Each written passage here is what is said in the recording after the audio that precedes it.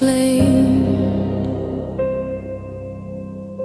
If you're scared or unafraid of the monsters or the saints, you can find your own escape or tune in to the strange. Strange darkness radio. Welcome to Strange Darkness Radio's bonus episode. How's everyone doing tonight? Awake. Yeah, I made it. Okay, that's always We're here. good. I'm your host, Bobby Washington, along with Ed DonGilli, Marlee Grounds, and Kyla Jackson. So, what's new? Ed, you look kind of agitated there. What's happening with the two fingers? What's up with I'm not agitated. That's Okay. a pretty cool intro thing, man. I like that. Okay, yeah, I like that, man. I had to get someone to envision your wolf chick. Let's just put it that way. So that's a homage to Thank you. Make sure you sing it to her next time you see her, too. Yeah. That's what you want to do. Make sure you sing that. And So- howl a little bit. So Marlee, how are you doing this evening? Busy as always, you know. Yes, you are always busy. But again, you do have great times, and I've seen that, so you know how to have a good time along with being busy and all that stuff. So that's always a good thing. And Kyler, how about yourself? Oh, man. Well, you know me. I mean, I just do a little bit of everything, but really it's my day off, so I'm just chilling. Oh, okay. Nice. Play a couple games, relax a little bit. Okay. Broadcast and podcast. That's always a good thing. I mean, right? Yeah, For sure. I had a bad thing once and it wasn't good, so I'm gonna stay away from those things. You gotta watch out. Kyler, at some point, man, you have to start thinking about doing stand-up because either your one-liners are going to hit or they're going to be really bad. So we have to actually put that to the test one day and see if you get jeers or cheers. I'll probably get like a mix of everything at once. They won't know what to do. That is very true. That is very true because you do scare yourself. Oh yeah, So, actually I did. I did that earlier, funny enough. I actually did scare myself. Real story though. I actually did. It was kind of wild. Oh, nice. All right. All right, stay tuned for that, listeners. But Ed, how are you? Yes, sir. I'm doing well, Bobby. I'm doing well. That is cool. Do you have a Guinness in your hand at all? You know what? I don't have a Guinness tonight. No, I have my vitamin water. Okay, that's probably much needed. Yeah, I got to drink more water, man. It's so humid out here, which I'm not used to. And I'm supposed to drink more water, but I really can't stand water. I have to have some flavor to it. Okay. And so I'm just doing the vitamin water thing, and I figured it's a good time just to do that. And plus, since I work at a brewery, I kind of get more beer than I actually need. Yeah. Funny enough though, what might actually help? Do you just drink like room temperature water, or is it like freezing cold? No. It's got to be cold. Okay, I was gonna say that helps because that way you don't taste those nasty, Arrowhead waters. Yeah, it's got to be cold. Marlee, what are you doing? What? Because I don't like Arrowhead water. It tastes metallic. I only drink Crystal that's right. Geyser. That's not why I'm bugging you. I'm bugging you because I got a couple of messages from listeners out there that when you're on, you don't talk much when it comes to the banter. And so I just want to, make sure you have the opportunity. These guys aren't overshadowing your, shine or any of that stuff. Can happen. But Marlee somebody's talks. very upset I don't speak enough. Oh I was God. just saying, in the banter in the beginnings of the show that you're kind of quiet and stoic. I was like, oh, you know what? Well, somebody has to be out of us. Otherwise, this thing would just go straight off the rails so quick, we wouldn't even get a show out there. That's very true. But, I'm also neurodivergent. I don't understand social cues, so sometimes I don't get the banter. Oh, okay. Yeah. Or they just, things like that fall flat when it comes to jokes or comments. That's all that is. But tonight is going to be a very interesting collage of shows. Hopefully we can get through it and get to it. With that being said, let's let Benson take us on this interesting voyage. Here we go. In every shadow there are watchers. Black wings cut across the sky, crows and ravens bound to death prophecy and the silence between worlds. And in Munich, the Neues Rathaus rises, its stone walls heavy with centuries of whispers, plague, war, and the echoes of voices that refuse to fade. Two omens, one in the sky, the other in stone, both reminders that the darkness is never far. Welcome to Strange Darkness Radio, bonus episode, where the crows keep watch and the rat house keeps secrets. Once upon a midnight dreary, while I pondered weak and weary over many a quaint and curious volume of forgotten lore, while I nodded, nearly napping, suddenly there came a tapping, as of someone gently rapping at my chamber door. "'Tis some visitor," I muttered, tapping at my chamber door. Only this, and nothing more. Distinctly I remember, it was in the bleak December, and each separate dying ember brought its ghost upon the floor. Eagerly I wished the morrow, vainly I had sought to borrow from my book surcease of sorrow for the lost Lenore, for the rare and radiant maiden whom the angels named Lenore, nameless here forevermore. And the silken, sad, uncertain rustling of each purple curtain thrilled me, filled me with fantastic terrors never felt before.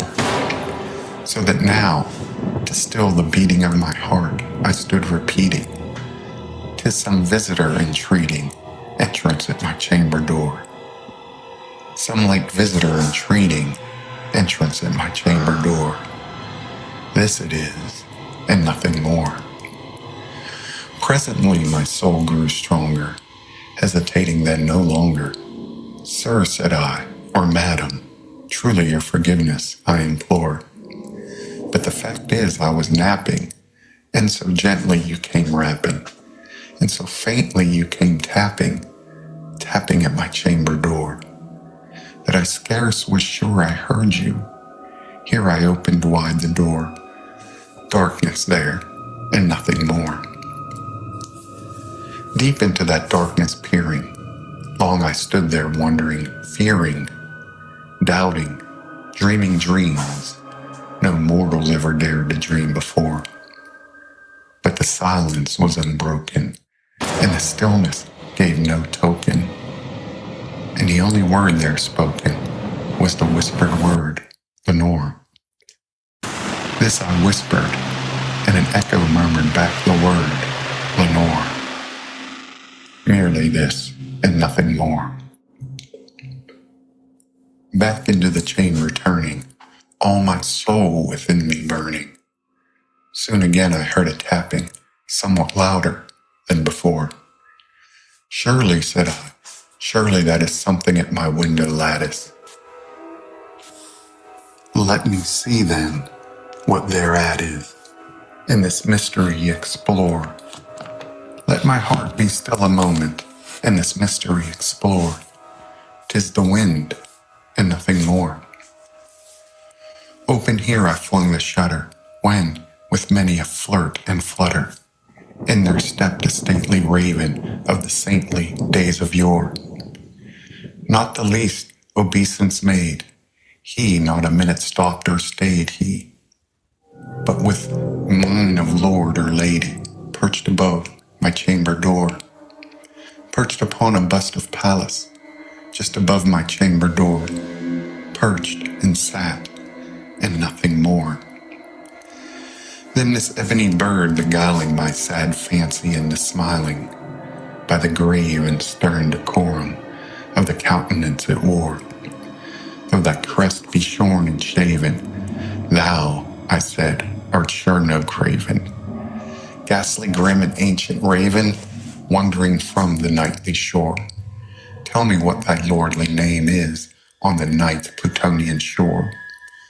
Quoth the raven, Nevermore. Much I marveled this ungainly fowl, to hear discourse so plainly, though its answer little meaning, little relevancy bore. For we cannot help agreeing that no living human being ever yet was blessed with seeing bird above his chamber door, bird or beast upon the sculptured bust above his chamber door, with such name as Nevermore. But the raven, sitting lonely on the placid bust, spoke only that one word, as if his soul in that one word he did outpour. Nothing further than he uttered, not a feather than he fluttered, till I scarcely more than muttered, other friends have flown before. On the morrow he will leave me, as my hopes have flown before. And the bird said, Nevermore. Startled at the stillness broken by reply so aptly spoken, doubtless, said I, what it utters is its only stock and store, caught from some unhappy master whom unmerciful disaster followed fast and followed faster, till his songs one burden bore, till the dirges of his hope that melancholy burden bore of nevermore. But the raven, still beguiling all my fancy into smiling, straight I wheeled a cushioned seat in front of bird and bust and door. Then upon the velvet sinking, I betook myself to linking fancy unto fancy, thinking what this ominous bird of yore, what this grim, ungainly, ghastly, gaunt, and ominous bird of yore meant in croaking nevermore. This I sat engaged in guessing, but no syllable expressing, to the fowl whose fiery eyes now burned into my bosom's core. This and more I sat divining, with my head at ease reclining on the cushion's velvet lining that the lamplight gloated o'er, but whose velvet violet lining with the lamplight gloating o'er she shall press, nevermore. Then methought the air grew denser, perfumed from an unseen censer, swung by seraphim whose footfalls tinkled on the tufted floor. Wretch, I cried, thy God hath lent thee, by these angels he hath sent thee, respite, and nepenthe from thy memories of Lenore. Quaff, oh quaff this kind nepenthe, and forget this lost Lenore. Quoth the raven, nevermore. Prophet, said I, thing of evil, prophet still, if bird or devil, whether tempter sent, or whether tempest tossed thee here ashore, desolate, yet all undaunted, on this desert land enchanted, on this home by horror haunted, tell me truly, I implore, is there balm in Gilead? Tell me, I implore. Quoth the raven, nevermore. Prophet, said I, thing of evil, prophet still, if bird or devil, by that heaven that bends above us, by that God we both adore, tell this soul with sorrow laden, if, within the distant Aden, it shall clasp a sainted maiden, whom the angels name Lenore. Clasp a rare and radiant maiden, whom the angels name Lenore. Quoth the raven, nevermore. Be that word our sign in parting, bird or fiend, I shrieked, upstarting. Get thee back into the tempest and the night's Plutonian shore. Leave no black plume as a token of that lie thy soul hath spoken. Leave my loneliness unbroken. Quit the bust above my door. Take thy beak from out my heart, and take thy form from off my door. Quoth the raven, Nevermore. And the raven, never flitting, still is sitting on the pallid bust of Pallas, just above my chamber door. And his eyes have all the seeming of a demon's that is dreaming, and the lamplight o'er him streaming throws his shadow on the floor, and my soul from out that shadow that lies floating on the floor shall be lifted nevermore.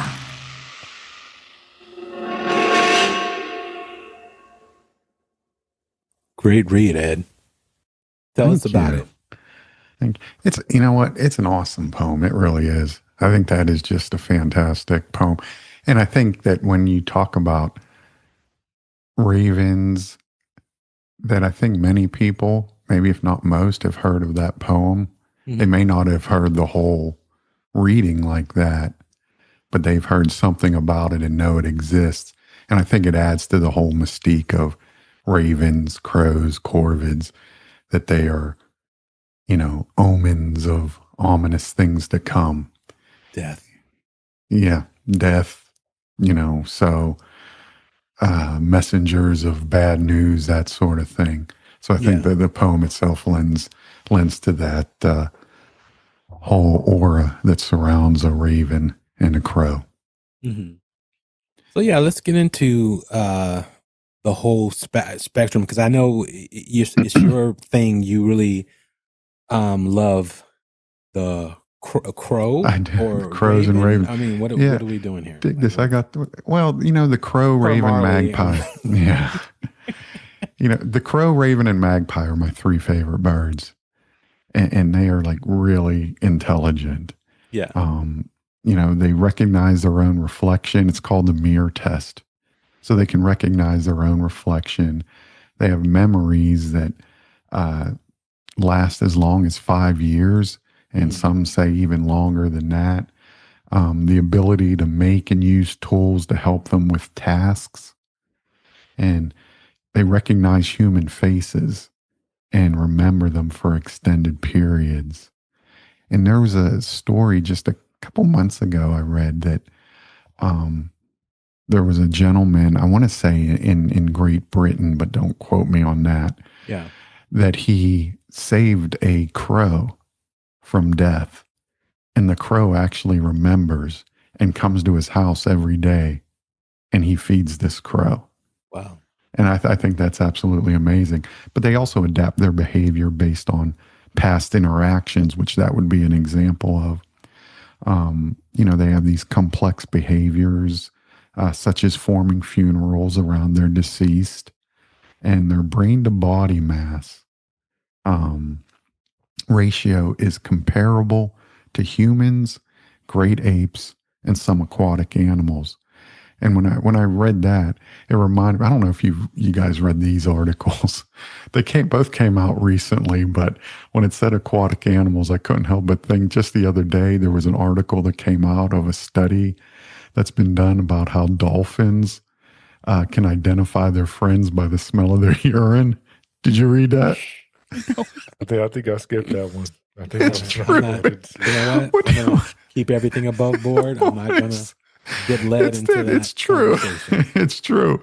It's true. Same as, you know, dolphins getting high off of puffer fish.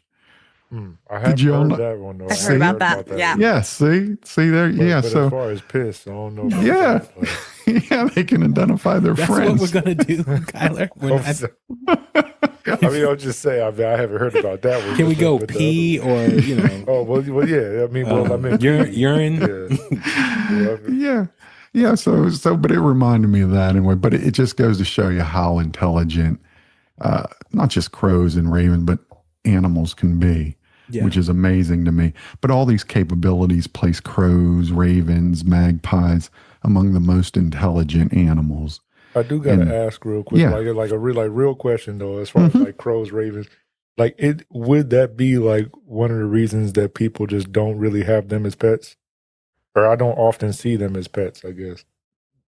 They're wild birds. That's like having a seagull. No, you're right. No, you're right. Yeah. I mean, but that's what I'm saying. Like, as far as like them actually trying, people. Nobody's domesticated them. Yeah. Like a dove or. Yeah, that's what I meant. Is like, people would try to domesticate like wolves and stuff, and then get eaten. And now that's what I'm saying. Like, people trying to actually get things like a raven that has that brain capacity, and they're just like, no, I don't want to live here. You know what, though? I'm pretty sure there are people, especially ranchers, that actually, feed them and there are because I know they'll like work together. Like you'll have like things like we mentioned with like certain animals and different things, but they understand how people do X, Y, and Z, and they can kind of work off of that, so they work off of each other. Mm-hmm. Yeah, and that's kind of what I figured. I was like kind of saying, between them working with each other versus someone actually trying to domesticate or something like that. Yeah, I think a lot of ranchers actually do. I wouldn't say domesticate as far as having them in the house caged, but as far as utilizing them for certain things on the ranch, whether it's to kill rats, whether it's just various tasks and stuff like that. Even Native Americans also, but yeah, not as far as like in a residential area and you have Ed might try, but no, I would never want to keep a crow, raven, a magpie. Domesticate them and keep them in a cage, and that would make me feel like shit. That was actually the next question I was going to ask: is if you ever did try as a kid growing up, if you ever tried to like get a crow or a raven? No, I really wasn't. As a kid, I wasn't even interested in crows and ravens. Oh no, I was terrified personally. I had a pigeon. Did you? Not in a cage though.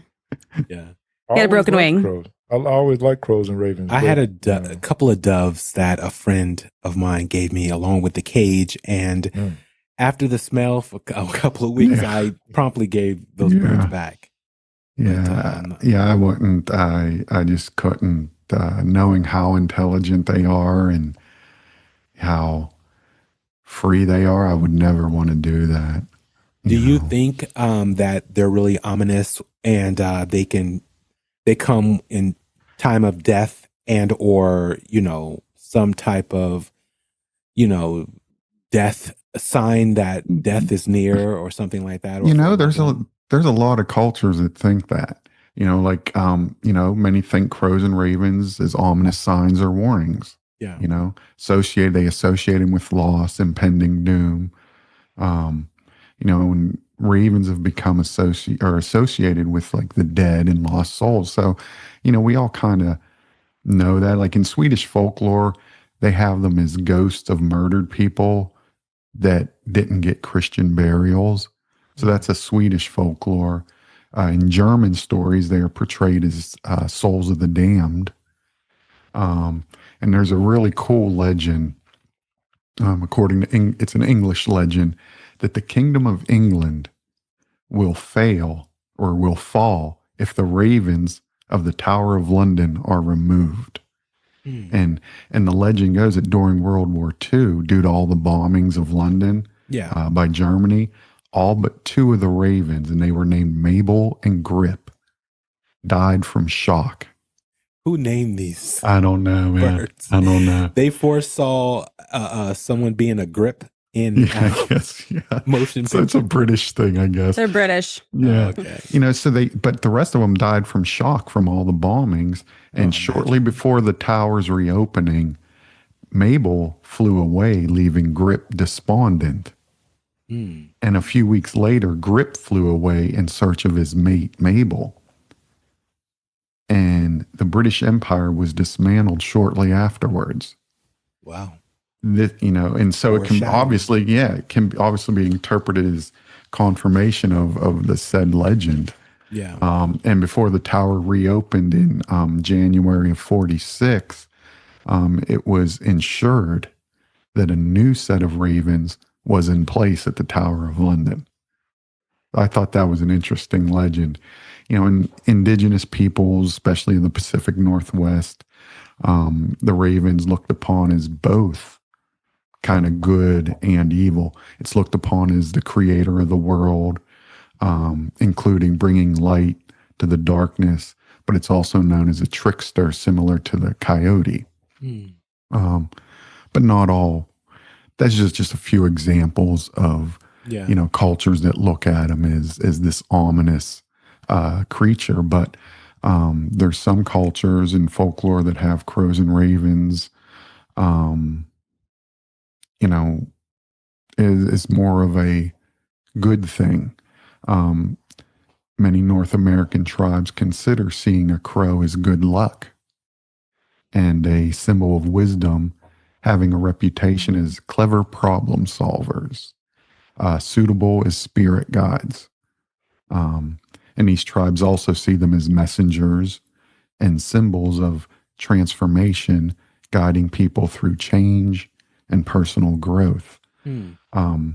Ravens are highly respected in Norse mythology, and it's said that two ravens named Hugin, which it means thought, and Munin, which means memory, fly across the 9 realms every day, gathering information and then bringing that information back to the Norse god Odin, as a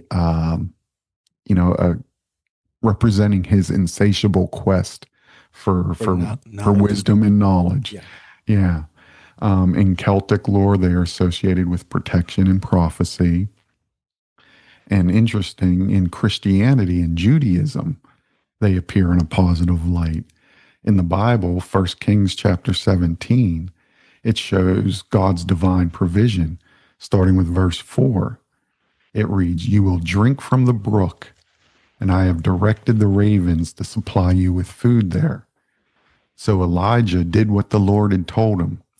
He went to the Kerith ravine, east of the Jordan, and stayed there. The ravens brought him bread and meat in the morning and in the evening, and he drank from the brook. And so, you know, that's obviously something good that the ravens were used for. And in Genesis 8, the raven is the first bird Noah sends out to determine if the floodwaters have receded. And it's also known as sailor's tactical. You know, because the raven's strong flight and instinct could help locate solid ground. And the Hebrew Talmud, which is a vast record of Jewish oral law and traditions, tells of a raven showing Adam and Eve how to bury Abel's body, teaching mankind about death rituals. So, yeah, but, you know, before opening the discussion to all of us, I wanted to read, you probably have heard this, but I don't know if you've heard the whole rhyme. You know, it's originally about magpies in Britain, because magpies are more prevalent in Britain, but it was adapted in the United States here to crows, since magpies obviously are less prevalent here in the United States. Although when I lived in Colorado, outside of our condo, we used to have gatherings of magpies, and they were just fascinating to watch them interact with each other. You know, but you probably have heard this one. The 1 for sorrow, 2 for joy, 3 for a girl, 4 for a boy. 5 for silver, 6 for gold. You never heard that, Marlee? Really? 7 for a secret never to be told. 8 for a wish, 9 for a kiss. 10 a surprise you should be careful not to miss. 11 for health, 12 for wealth. 13 beware, it's the devil himself. And so an interesting thing that I learned when I was studying magpies years ago, if you see a lone magpie, you're supposed to give it like a salute. You're supposed to salute if you see a lone magpie or even a lone crow. You're supposed to give it a salute or perform a respectful gesture, such as an actual salute or a tip of your hat, and say something like, "Good morning, Mr. Magpie. How are you doing today? How is your mate? How's your wife?" As a sign of respect, which is supposed to ward off any impending doom from seeing that lone magpie. Because again, if you see one magpie, one is for sorrow. Very You never heard that that rhyme. Oh, really? Well, that last part, as far as like the one being, if you see him and saluting him, I actually didn't hear about that one. I've heard that rhyme once or twice, but yeah, I didn't most hear that people part. drop it off at like they don't include like number 13. If you see 13 of them, it's the devil himself. But that's part of the actual rhyme. Yeah, what I can honestly say, I've never heard a crow or magpie mimic a human. Now, I've heard obviously the squawk and all that stuff, but never really sound nowhere near like a human. Like a cat sounding like a child, which is creepy at night. But yeah. See, but I have heard that crows can mimic sounds that the humans will make. No, definitely. Yeah. But if I ever had a crow come up to me and start talking, man, let me say, "What up, man?" That'd be genius. I got this Guinness for you. That would be so awesome. I got this Guinness for you. Now, there's a local artist here. Damn it, I should have brought them in. Not the artist, but they made these, and I have a collection of them. They made these crows out of paper mache. Yeah. And it's a local artist, but I purchased them down at art gallery down here in town. And I originally went down and there was 3 of them. And I went down and I purchased 2. Brought them home and then felt really bad because I left the one, and plus I wanted a murder of crows, and so to have a murder of crows you have to have 3. And so I went back down and bought the 3rd one, and then 2 days later went back in and there was a 4th one there, so I bought that one as well. So I actually have all 4 crows. Murder of crows. You're a hoarder. It's not a hoarder, man. With that, only because you initially met you were like, these, particular articles of items I don't ever want to be involved with or see or touch, and you've been doing all of that lately. You've been actually gathering it, bringing it to your homestead. So what is the deal? What is going on? What's different? I think I feel more comfortable when there's an interest in it. And no, I don't purposefully bring anything in that I would. Dude, you went to a funeral establishment, yard sale, and bought mirrors, tried to buy the gurneys that the bodies were on. They wouldn't sell it to you. You got upset. Like, what is, are you good? Like, what is I was happening? more disappointment because I'm telling you, the gurney would have been the perfect coffee table. Oh, that is awesome. It would have been the perfect size coffee table for the sofa that we have here. Drinking off the dead. You guys sitting there drinking Guinness, wondering how many bodies have been on this particular coffee table. It's a jeez. Yeah, point of topic, don't forget the demon clown too. We can't forget that one. Yeah, I think I'm going to get it reframed. The clown. Yeah, perfect. Oh, damn. What? No, we went down to Point Pleasant last week to the Mothman Museum. Okay, don't wait. Stop though. You're getting sidetracked. It's another episode. Thank you, Marlee. Thank you. Please. I picked up this cool poster, man. But okay, we'll talk about that later, man. That's another episode. You're supposed to be giving us a dissertation. You literally wanted to do this with a passion, and again, you're very, very knowledgeable about these particular birds. And go ahead. No, man. When I was out there shortly before I left and moved here, I was up in Grass Valley, California there. Mm-hmm. And on top of I pulled into a parking spot, and right on top of the building in front of me, right where I parked, at the top of the roof right there was this huge raven just cawing away, man. Yeah. And it was amazing to listen to. I actually got a video of it. But was it alone? Yeah. Was that like signs of things to come? Did you notice anything after that? Or, in thinking back on it, did it, do anything? Or? I don't look at them as like even if I did look at it as something, ominous coming my way. From a trickster standpoint, or from, just a the protection standpoint. omen or a change. I look at it, I would say change might be there, depending on where you the change. I look at it as anytime I see a raven or crow or a magpie, even if it is something, coming down the road, I guess, I look at it as them just trying to being a messenger, so to speak. Yeah. But I don't look at them as this, like many people do, as this ominous creature that, is just bearer of bad news type thing. I look at them more as these intelligent beings that, can communicate. And, some cultures do look at them as being messengers, bringing messages from the spirit world into our world. Yeah. And you know what? That can be a possibility.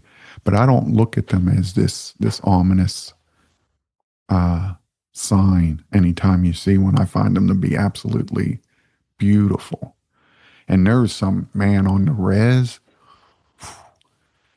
I've never seen ravens and crows as big as that live on the res, man. Wow. That would creep me out. I mean, for whatever reason, they creep me out, dude. Do they? Yes, they creep me out. No, I think it's dope. I like them. Actually, I like the way that, them growing up watching movies like The Crow and everything, I've always liked crows and ravens. I just like to not piss them off. That's kind of the biggest thing. Like, as long as I don't make them because they'll remember, man. Yeah, they'll remember. That's pretty much my thing. Because I don't want to be walking one day and I forgot, but he remembered. It's like I don't need that. Never let the human forget. And then the crow I don't want anything like that. So, but I've always liked them. I thought they were actually pretty dope. Yeah, so Kyler be walking down the sidewalk somewhere, and this crow sitting in the grass smoking a cigarette. Yeah, Kyler, what up, man? Remember me? Oh yeah, that's one of the things. That's why I don't mess with them, man. Yeah, I find them to be beautiful. I mean, just this beautiful black color, man. Yeah, man. Oh man, yeah, I find them to be so fascinating, and actually quite comforting for me. That's interesting. Oh yeah, definitely. Marlee, any thoughts on the crows or magpies? She says she got a crow outside right now. Oh, she does? Yeah, I am waiting for my crow distribution, raven distribution sign up. I wouldn't domesticate them, but they could hang out in my backyard. I do know I love crows and ravens, and one of my favorite book series, it's called The Ravenhood, and the guys in the book all have the big crow wings tattooed on their back. But yeah, I don't know, I don't see them negatively either, but it's just when I was kind of researching the topic, it just seems like a lot of animals that are black, like crows, ravens, black cats, the black dog, all of these always have this negative connotation too. Yeah. And I love black cats. Black cats are the ones that don't get adopted at, the SPCA. Yeah. But it's they always have this negative connotation just because of the darkness of it. Yeah. But I'm drawn to that and I love it. So see, so am I. I mean, because you know what, if we are completely honest with ourselves, and you're probably saying, here's Ed going on one of his rants, and you would be right. If we are completely honest with ourselves, all of us have this dark side. And don't give me that look, Bobby. I do not have a dark side. Bullshit. No, I do not. Bullshit. Only if you harm a loved one or a close friend of mine, yes. But other than that, no. I am too nice, actually. See, we all have a dark side. You all have the ability to have a dark exactly. side. There we go, Marlee. But it's that whole... And I just welcome ours a little bit more than other people. It's like the whole... does not have a dark side. It's like the whole Steppenwolf thing, man. It's the whole Steppenwolf thing where, it's not that we have dual natures, but it's that we have this dark side within us, but we are somehow, it's just a matter of if the responsibility that we feel towards society towards the whole structure that we're supposed to have, if that keeps us grounded and keeps us from the dark, entertaining our dark side. But I think we all have the capabilities of becoming. I mean, in the sense of, I guess, of something, apocalyptic happening. Yes, for sure. Not even a question. You will be challenged on what you're willing to do, to survive or to protect someone or, those types of things. But in a sense, I think most people are more kind than not. And those types of. Go ahead. I'm sorry. No, you go ahead. No, I should have let you finish. No, but I know what you're going at, but to where it's a switch that can be flipped at any point in time, regardless of the situation. And because I wouldn't even say a switch, though. I mean, no, I'm talking about that's what Ed is getting at. Yeah, because I think many of us, whether we're willing to admit it or not, would love to be able to taste and not have consequences to satisfy our animalistic desires at times. I can't wait for you to come on the main show or have Amy on this show and you play the twisted question. Oh, God! Because that goes into what would you do? Like she had one to where if you push somebody off, you can either lose your arm. I forgot what it actually is, but you either lose your arm or you push someone to their death, but no one would know about it and you wouldn't be held accountable for it. What would you do? And obviously nobody wants to lose a limb, but also it comes into that how, are you with being with yourself to just because somebody's not watching, what are you what would you do? Well, see, I'm not talking though I'd still push them if somebody was watching. Yeah. That's what Amy said. See, but I'm not, I'm not talking about hurting someone else. I'm talking about just that whole giving into that part of us, the animalistic side. Yeah, that we just want to partake in, revelry and I think but honest, without hurting somebody else. Thing, though, but as but it's personal to everyone. No. I'm saying that is a personal thing or a thought that you have. Like until you brought that up to me, I've never even contemplated that. I've been on the earth for a pretty long time, and that's never entered my mind. Only time something like that has entered my mind if something happens to a loved one of mine. Like I was reading this article about an individual that succumbed to someone and it was really horrific, and I was like, man, if that was my daughter, that would be my last day on earth. And that's a whole different concept than let me do as I'm sitting and doing whatever, that thought creeps in just as like, what if I had no boundaries? What am I capable of? Never has entered my mind personally, at least me personally. Yeah, Marlee or Kyla, I don't know. Have you guys ever had that thought?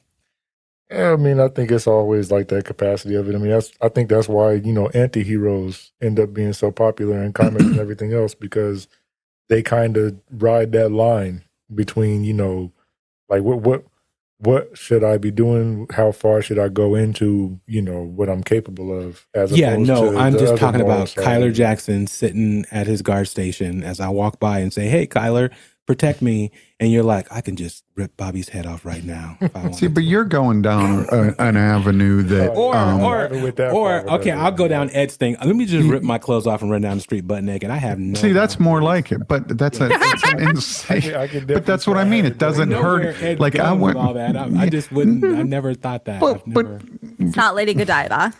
Yeah, see, but... Yeah, and I'm not talking about, hurting someone. Yeah, no violence, but just... experiencing these things that are deemed less than respectable and that by society. But there's always that pull back to society. What's expected of us? What's expected by those around us? That sort of thing. I'm not talking about going and hurting someone else. I'm just talking strictly on those things within us. Yeah, here's the thing I've always said. I want to, a lot of the analytical scientists and thinkers from music to science have used LSD and different various drugs that are that supposedly you're able to, go into another realm and have all these different experiences. I have never done drugs ever in my life. And I said, if I knew the world was ending today, that I would do mushrooms or LSD, because I know who knows what the consequences and the ramifications of that could be. And so I'm mindful of that. So that's the only, I know, well, it's world's ending. So whatever I do on this crazy ass drug is not going to matter.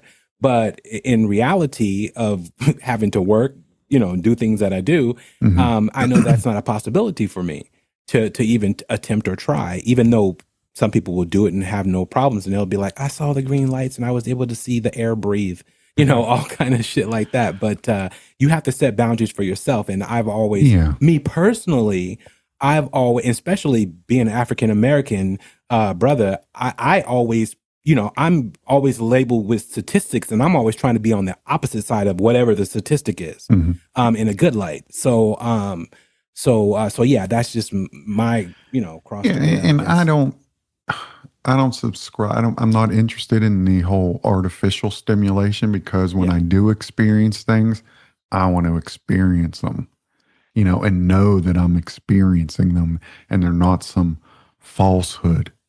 Yeah. If that makes sense, and so. And you did take us down a crazy rabbit hole, just for the record. Dude, I will go down any rabbit hole that I see in a heartbeat, man. I wouldn't say any rabbit hole. Well, that's what he's saying, Kyla. He would strip everything off of himself, and he would go down any hole. Yeah, if you knew, listen, if I knew that there would be no, and when I say consequence, ramifications, which basically would be the judgmentalism of society, saying, well, this is not an acceptable behavior. Ooh. You know what, listeners, we will definitely get into what Ed truly wants to do, but society is stopping him from doing. That is an episode we might want to venture down. I am curious. Not necessarily wants, but capable of. Yes. But there is that pull within, and I'm a believer that every one of us has that pull. I don't. That kind of anchors us to certain things. I have to, because the listeners like getting on me. I have to get you to speak more. There's a lot of testosterone in this Zoom call and podcast, and she's just smiling.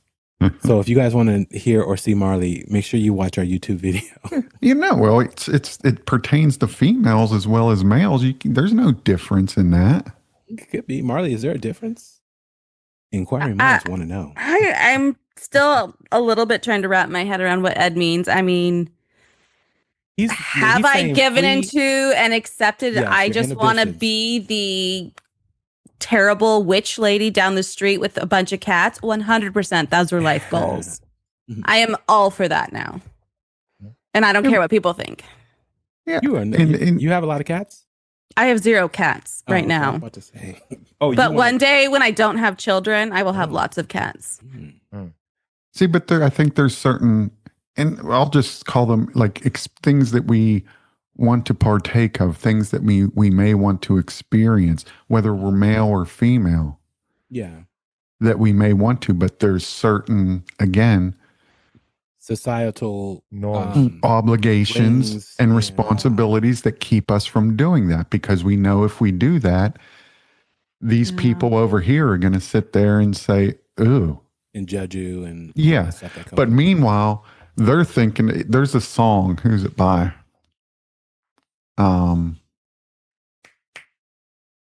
Matchbox 20. And I think it's called Back to Good, but there's the line in there, it says, we all know that everyone here is thinking about someone else. And it's just meaning that we all. Oh, yes. Okay. Now, okay. So Yeah, you can go in. If you're going into thoughts and all that stuff, yes, everybody always. But that's what I'm talking about, and Yeah, it's just a that's what I matter was of whether saying you're going to earlier. put. If Marlee's it's gonna, probably blown our heads up a bunch of times. Kyler is probably incinerated you like a bunch of times. Well, I would never. I would do something. Just by thoughts. But yeah, I see what you're saying. yeah. So things that go on in our mind, it's just a matter of whether we put action to those things. You can't sit there and tell me that human beings do not have certain thoughts. Oh, for and sure. think about, would I like to do this? Would I like to do that? No, I can't because it would be, Oh, like when I refrain from punching somebody because Yes. they've said something, Yeah. like self-control. Ed said he apologizes for that, by the way. Yeah, but I guess yes, but that would be more. But he's going deeper, and what I mean, deeper into certain things and certain. Yes. Like you would even be I'm gonna like give talking. you an easy one, Ed. Here we go. Yeah. You're in the bank. You're in a line. You hear a song come on. You just want to start singing at the top of your voice, dance around the room, blah, blah, blah, blah. But you can't do it because that would be awkward. People would think you're crazy. They would probably ask you to leave. But that's I might still do it though. I'll tell you Especially what. if my daughter's with me. I have done that on planes. Just start singing because it helps with my fear of flying. Just listening to music, but I'm singing. Yeah. And my travel companion would say, "You need to go. You need to quiet down because everybody can hear you." And I'm like, Depends on "Hey, your voices. But yeah, I mean that would be an example, but that would be like a harmless example. The repercussion wouldn't be anything. There's no really risk of doing something like that. But if you talk about, I know there's like you brought up earlier, LSD or something along those lines, a party going on where you can go and experience this, and it'll, put you in certain positions. Would I do that? Mm-hmm. I'm talking about more, and you can use the word darker, but more in depth, more deep, more really challenging, where you can clearly see the line of the action, the experience versus the judgment and the what society says is normal or not normal. So whether you dance in a bank to music, there's really they may look and say, crazy dude, but then they're getting on with their day. Yeah. But if you do an experience or something where they actually have to say, look at it and decide for themselves, was this action or experience something that was completely wrong? Or will they say, well, I wonder what I would do if I had that opportunity? So I'm talking more about the more challenging ones, not the easy. Well, I gave you the heavy, which was, See, but you were talking about, though, hurting someone, and I'm not talking about that. A lot of the times, people's actions, or you would say stepping outside of yourself, involves either rage, being extremely upset, or some type of mood swing. And it's usually extremely good, that's good thing, right? But when you get out of character, it's usually when you're extremely upset or something has, made you, whatever. And they say, I lost my mind for a minute, or I did whatever. No, you just did what you wanted to do without, no recourse. You didn't care at the time that whatever would come with that. Yeah, I guess, I'm talking about more like the boredom of life, where everything is just, okay, there's nothing new. And so you want to kind of step away from that and experience something new, something, pleasurable, these type of things, something that doesn't hurt someone else. Okay. They do have a lot of apps for stuff like that. No. See, again, you're. No, I'm not joking. Wait a minute, though. I'm being serious. I'm talking about there are. Let me finish. Any anything you can think of, there are things and groups out there that, people are involved in, and that go outside of the norm. Whether you want to become like you're doing now, to a degree, a minimalist when it comes to the furniture or the things that you have. When you want to looking for a group to go, I'm going to say bird watching or whatever you want to do, whatever groups or whatever thoughts you have. There are a lot of groups out there, some good, some bad, unfortunately, that will, that you can join and be a part of. And, and that would actually be like a good, because what we do here, what all four of us are doing here, the topics we talk about. Listen, there's no denying that many people sit there and say, what are these people crazy? Yeah. What are they talking about this stuff for? Yeah. What does it matter? But so we do put ourselves out there. I think anybody that talks about topics that are kind of outside the norm, paranormal, they do face ridicule. And that actually might be a good example because, okay, do I want to do this even though I know a certain segment of the public, a certain segment maybe of those even around each of us would think we're like, why are you wasting your time? Yeah. You're crazy. It's the whole, the disinformation of people that even report seeing ghosts or UFOs, the backlash that they get, like being called crazy and all that. Yeah. There's a risk to it, but yet they reach the point and say, you know what, I don't care. But a lot of people would sit there saying, no, I'm staying in the comfort of my four walls here, and I'm not stepping out. So that actually, we did come to a really good example of that. There's numerous other examples, but in each one of us, it may be a different thing or different things. But I am a firm believer that all of us have a dual nature, kind of the whole Cain Abel thing, not Jekyll and Hyde. Because there's a difference between dual natures and split personalities. Yeah. Because dual natures don't always reveal themselves, in someone's life at all. Yeah. But it still can be there. You totally took us down. I'll bring us back. I would like to be Maleficent with a crow named Diablo. There we go. There you go. Excellent. Okay. I don't even know what to say. You had me stumped. That's very rare that I'm actually stumped, because now in my mind, sorry listeners, I'm debating on whether or not to engage our next topic or to say, this has been a long show, and this show is called The Crow, the Raven, and the Magpie. Like Marlee said that we would do, always listen to the See, women. I said we should do separate topics. Yes. Yes, you know what? It's actually, when we do our shows here, us four, we should actually plan on doing separate shows, because shit like this always happens. We always go down these rabbit holes. It's called the Ed effect. And it just winds up where we're talking about whatever else comes up. We'll finish what we were supposed to talk about, but it always leads to something else. And so we should always plan on just doing one show.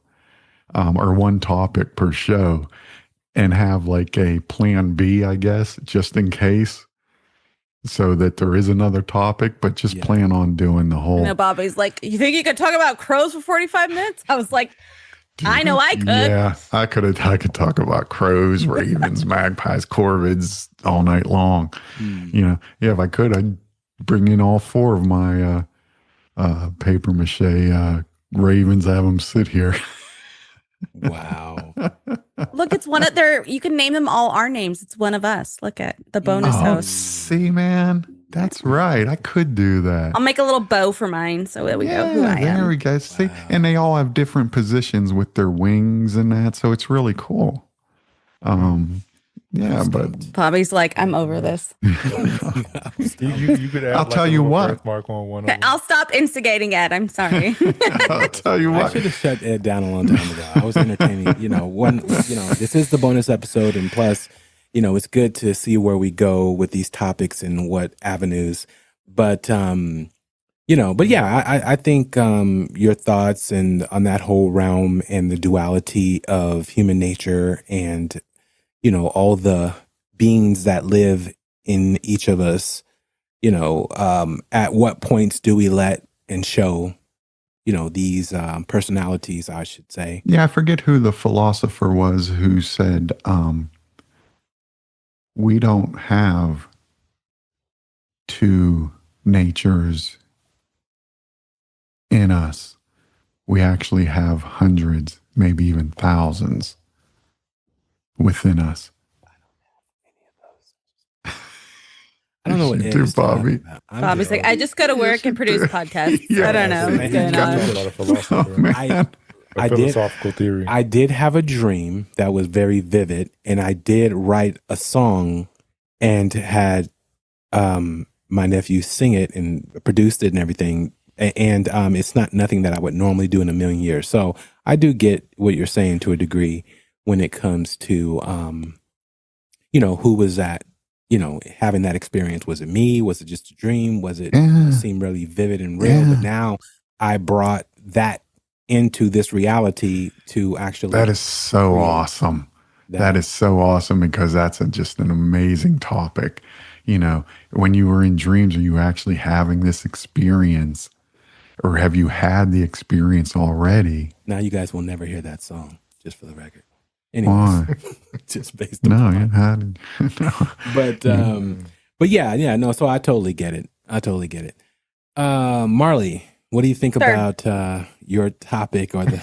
We'll Do we have time? Where are we at? We'll couch that, and excuse the intro, people. I might, when you go hear this later. No, I'm gonna keep it because this is how things happen when we, Benson was also wrong because Sella is in Hanover, not Munich, so it's okay. Oh, Benson was wrong. Surprise. Hater. He's a Benson hater. I don't know why. I don't know. I'm not a hater. I just think Benson is so full of himself, man. He's pretentious. There it is. Very pretentious. He thinks he knows everything. Yes. And he doesn't. Or he thinks he knows more and he doesn't. Yes. Well, at some point, we're going to have a battle of the AIs on this show. And it's going to be very interesting. Ed's going to be involved. Anyone on the show can be involved with Tim Moon. He's a book author. And he's wrote a book on Bigfoot and other things. And he's now into AI. And so my AI is going to challenge his AI, and it's going to be very interesting. I can't wait to get myself an AI. I don't want an AI. I don't want an AI. There's an AI in the NBA too. He was in the NBA. Yeah. What? Oh yeah, you don't know? Allan Iverson. Yeah. I'm dealing with Kyler. Oh shit, that was good. No, yeah, I don't want an AI. He's like, I don't know anything about the NBA. I'd rather have a There's Raven no LeBron's a come and crybaby. hang out with me. There you go. Yeah. True. Yeah. I'm not gonna That'll be an interesting show, though.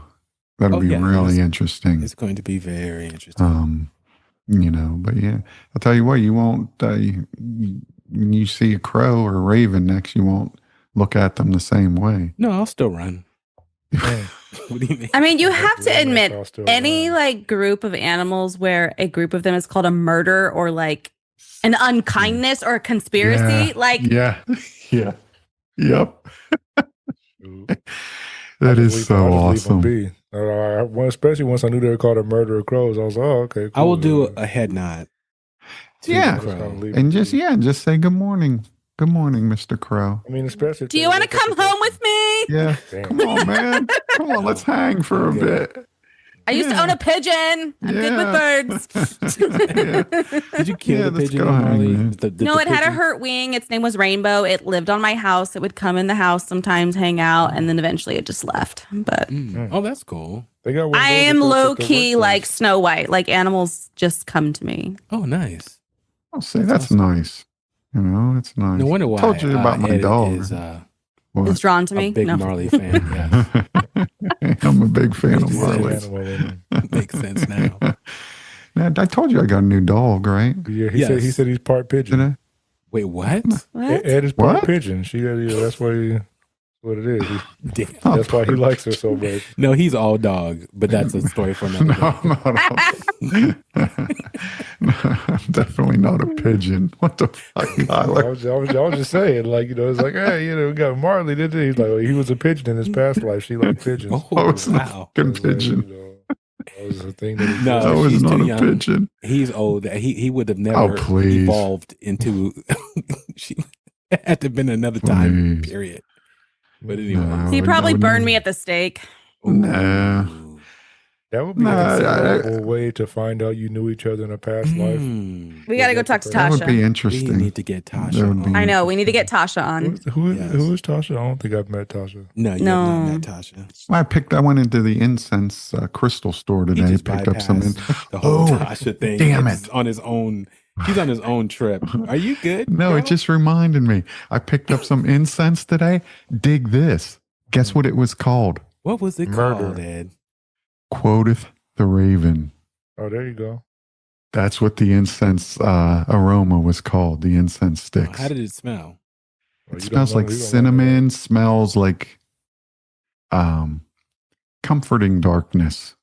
Have you been tested for ADHD? Thank you. No, Somebody I don't have ADHD. that. I would really have to wonder though, like where does cinnamon come from when you And think of a he's the raven? second one with the ADHD. Well, I mean, it's just because it's like thinking, like it's No, like, oh yeah, it's- it smells like cinnamon and rainbows. But I'm like, where does that come from with a No, like with a no, dig raven? this. Dig this. Let me pull it up because I walked in because I was getting some. Can we? Okay, I mean, I hear what you're saying. I'm just saying, let like, him with- look that up real quick. Though I have a question for Marlee. Yeah, go Marlee, ahead. can we get Tasha on to regress Ed? Mm.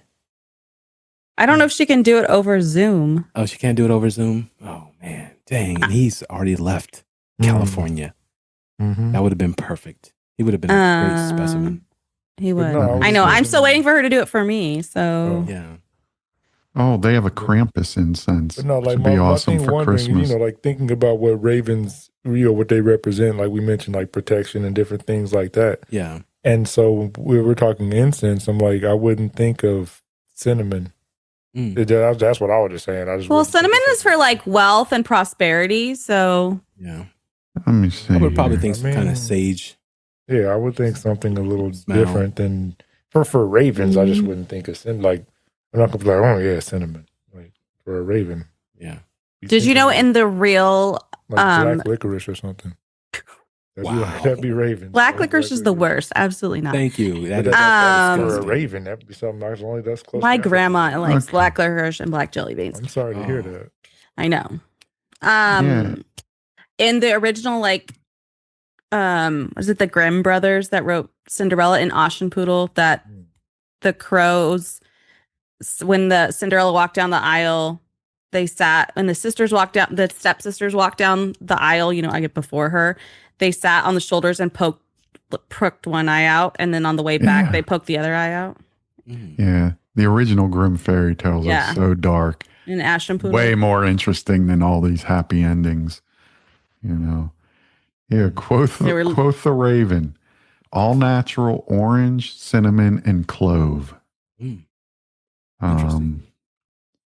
Yeah, incense, a sultry blend of orange, cinnamon, and clove, essential oils.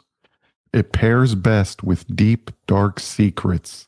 ooh, The glow of yellow street lamps through the rain on your window, or the scratching of a quill pen across an eager page.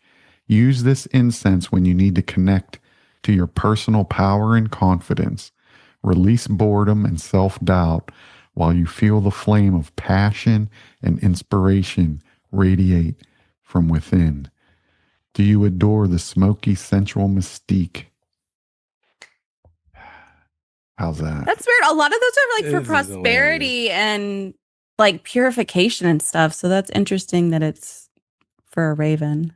Yeah, I actually was burning one in here while I was doing my notes on this program. It's associated with fire, south summer, solar plexus, and wands. Mm. Yeah, so that's what. Yeah, I just thought that I walked in and I thought, oh, we're doing the show tonight, and here was this big jar of incense marked "Quoth the Raven," man. So I thought that was pretty interesting. But the aroma from it, very chill, very chill. So, can you tell our listeners where to pick up something like that, Ed? In an incense store. Your local spiritual store, crystals, witchy. Yeah, this brand. This is the first time I've seen this brand, and I dug it. What's because Sea Witch Botanicals. Okay, you guys. But yeah, it's all on that. And there's no what do you call fake aromas? It's all essential oils, which I liked. That there wasn't anything, fake about it. So I don't know what the word I'm looking for is. Not fake, but artificial. Artificial. There it is. Bam. Marlee Thank you. comes in with the save. Thank you, Marlee. Thank you. Yeah. So that was one of the things that I really liked about this brand, because most of them have mostly artificial stuff going on. But yeah, and they just had a lot of interesting aromas going on. So I picked up a few other ones, but yeah, I thought "Quoth the Raven" was interesting since we were doing the show tonight, recording it, and it was sitting right there. Awesome. I just want to thank the listeners for listening to our bonus episodes and Strange Darkness Radio overall. And thank you for putting up with our resident Larry David, which is Ed. He is officially my Larry David.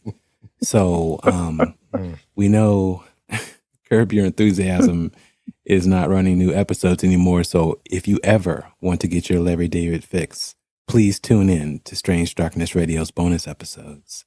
Yeah, I don't know if I'm ready to end this recording this night yet, man. Okay. So no. I'm going to let you sign off. I was going to let Marlee sign off, but I'm going to let you sign off just so let we don't know Marlee when sign that's going off. to end. Yeah, no, let Marlee I'm sign saying, off, man. we don't know when you're going to end the show, Ed.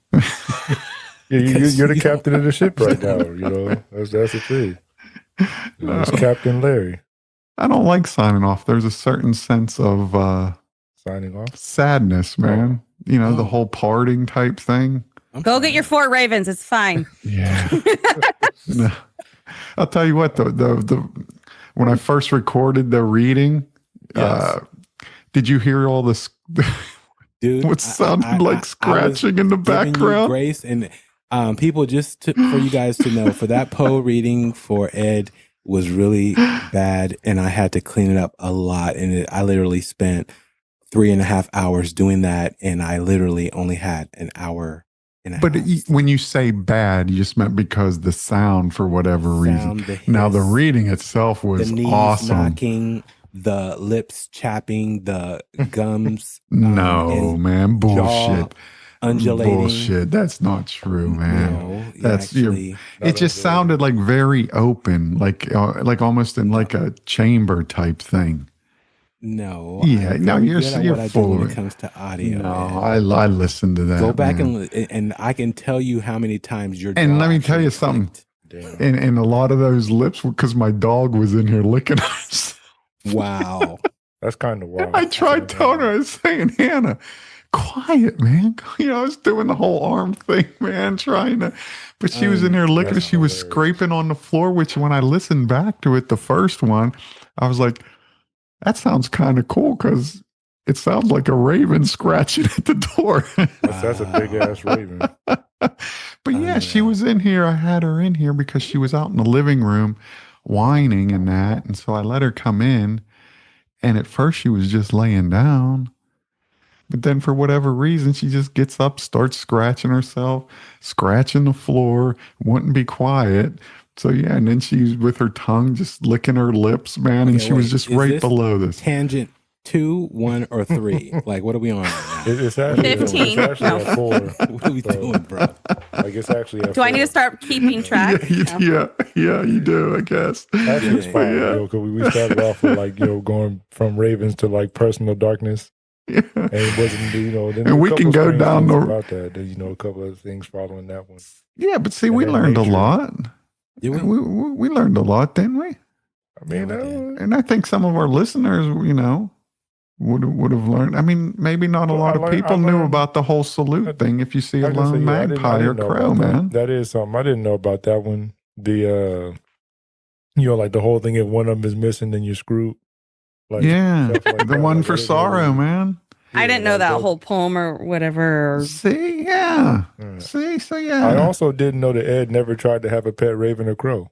That was actually a real No. question. Like that was for real. That wasn't Yeah. even a joke. I was really actually I asking don't think 'cause- that's common, Kyler. well, he's not common. So That's it's like, that's what I was asking. I will Like he grant was you talking that, about how yes. much he loves And- those. So I was like, okay, yeah. well, And how many of you knew about the dolphins being able to identify their friends by the smell of their urine? yeah, that was another thing. I was See? I don't Let's think- just say all the listeners are going to miss me. Like, I practiced my German today for my segment, and it will now be delayed. So Yes, we will get to it though, Marlee. I I know. apologize. And- That's the next recording, right? I know. Because I feel bad now that no, don't. you know. worked very hard on these notes, Ed. I am Yeah, so man, I am it's so all sorry, Ed's fault, Marley. man. Oh my gosh, Ed, why'd you do that to her? Well, That's man. crazy. Well, when Bobby said when you texted all of a sudden, do you think we can talk about crows for 45 minutes? I was like, I didn't answer you, but I was like, You took it as damn, a what the hell's he challenge. talking about, man? As a Of course, No, Ed, easy. actually, that's called you're supposed to respond. That's what that's Uh-huh. called. We That's aren't all- telepathic, Ed. We cannot read the text message that you didn't send. I didn't know if it was like a rhetorical question or you were like just joking around because Even I'm if like, it well, was, damn, yeah. I literally had an hour and a half sleep off of your audio. I had to repair. It turned out so good though, didn't it? Yes, thank you, Did you- thank you, Ed. for, that whole background thing doing that. and my velvety voice, Mm, man. it was really velvet. From now on, can we please have Marlee do the reads? Sure, yeah, that'd be She's good. shaking her head now. I'll have to use my customer service voice. I will take There you that. go. I will take that in my ear all day, opposed to. Really, I thought it sounded amazing. You're hurting his feelings, Bobby. I'm not trying to hurt his feelings. I'm just trying to. To get Marley to talk. You see how your voice Listen. sounds on here, and then if they heard the first audio, I mean the audio that I used. See, but that's They would know. because of no. Even now, Mhm. I don't know why this room is so open aired, so to speak. I mean, it's not a huge room, but it has this. Acoustics. Yeah, the acoustics are just so. We just finished each other's sentences today. Look at us. I know. You guys are hitting Wow, it off well. But yeah, it's the acoustics are so just almost like hell, it don't matter. Yeah, the acoustics are bad in this room. Yeah. And so yeah, but no, the whole thing turned out really cool, man. I thought the background music that you put and the sound of the bird, the crows, man, that was awesome. Well, thank you, Ed. Yeah. I had to do your voice justice, so that Oh, bullshit, man. You didn't bullshit. You don't do anything with my voice. I had No, to, he said do it. It justice. naturally That's what draws people in. no, he didn't get it, Kyler. Yeah, I guess I But think he missed that I part. was adding to your voice. Yeah, It's yeah. so velvetly velvet, and the golden grace of Elvis. I had to Stop, man. do it Stop. justice. Hey, stop him. You're making me blush. But no, That's hilarious. no, man. Yeah, it is the room thing. But no, it turned out really good, man. I thought it was the dog thing. What? Thought it was the dog Okay. is what was causing that. But yeah. No, the dog didn't cause the acoustics. The dog was making these sounds. Yeah, but that's the That thing. when you listen to- overall, it sounded well. Like your voice sounded See, I fine think- for the yeah, most part. see? It was just it was like all the dog back there cussing at you. Yeah, And different but stuff like that was kind of Hannah! What was that? what the hell was that? Didn't you say your dog's name was Hannah or something? Yeah, yeah, but yeah, she's awesome, man. I got echolalia, okay? That is hilarious. Yeah, Hannah's awesome, man. She's still learning, though. You know, she only just turned a year. You got to start telling her how to not talk into your microphone. That's what I do with my Man, girl. No, next time. Well, see, she's not in here tonight because I told her you can't come in, Hannah. You know, you blew it, man. You blew it. I want to say this show has definitely gone off the rails in the end portion. But the funny thing about it is Ed's actually not drinking a Guinness. He's drinking vitamin water. Or is that vodka? We need to investigate. Vodka water. We need to investigate that, people. But Ed, go ahead and sign us off, sir. And thank you for your acute dialect and information on the crows, ravens, and magpies, which they are all not the same. No, they aren't. They have similarities. They're of the same family, but they have very distinct differences. Not just looks, obviously, but in some of their personalities and that as well. But no, it was an awesome topic, man. So, and it was great being able to hang with y'all again. You know, so I'm looking forward to doing the whole rat house thing, Marlee. Again, my apologies for going down the rabbit holes, but you know what? I blame every one of you because you know this is going to happen. I do. All right. Well, your homework then is to look into the Third Reich and occult. That's crazy.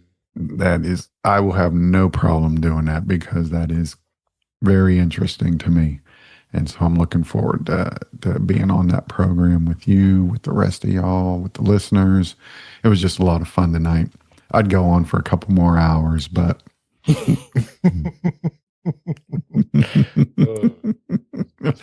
when are y'all coming out here, man? Man, how much money do you got? Oh, it's not that much. I mean, where are you again? I got bills to pay. Pittsburgh, outside of Pittsburgh. Yeah, that's a pretty decent distance, though. Sounds cold. Well, you don't have to come in winter. You can come in spring. We're going. That's fine. I just I'm down for maybe it. in the spring. I know, man. There's a lot a lot of things that we'll be able to go and investigate. Yeah, it'll be fun. Because you got to go to Gettysburg. Oh, wow. Yeah. I was just there a couple weeks ago. Marlee, you don't want to go to Gettysburg? No, that's fine. I'll go to Gettysburg. Gettysburg is pretty awesome. Yeah, She said that's one of her favorite places is Gettysburg. She likes visiting that place. Is that what she said? What? Yeah. What is happening? Okay. I told Ed to sign us off. He didn't. He said some nice things, but he doesn't know how to close out the show. Ed, you know how to close out the show, right? Well, the way I would close it out is way different from when you guys would close it out. Go ahead. Do it. No. It's sad, man. It's sad. How is it sad to close out because it's like a whole parting thing, and I don't like the whole Okay, how about you parting. say until we meet again, or until we touch bases. Okay. Everyone stay safe. Yes. You know. Okay. Well, no, I was going to say, I can do if you saw this, the Truman Show. All right, everybody out there. Good Yeah. knock. Stay safe, and let the creepy crawlies get you at night. Walk in beauty, everyone, until we meet again. How's that? Quote the Raven, Nevermore. Goodbye. Oh, there. That's a good one. Oh, wait. Say it again. I won't say anything after. Okay, go ahead. This is not going to be cut, bro. So, Larry David, y'all. Okay, 1, 2, 3, 4. Quote the Raven, Nevermore. Good night, everyone. Good night. We've had a fantastic time on tonight's bonus episode of Strange Darkness Radio, and we appreciate you joining us. If you have your own strange and eerie experiences to share on our show, please reach out to us via email at strangedarknessradio@gmail.com or by calling our hotline at 916-741-3032. We're eagerly awaiting your stories. Please leave a review and subscribe. Join us at the Hotel Paranormal. Until next time.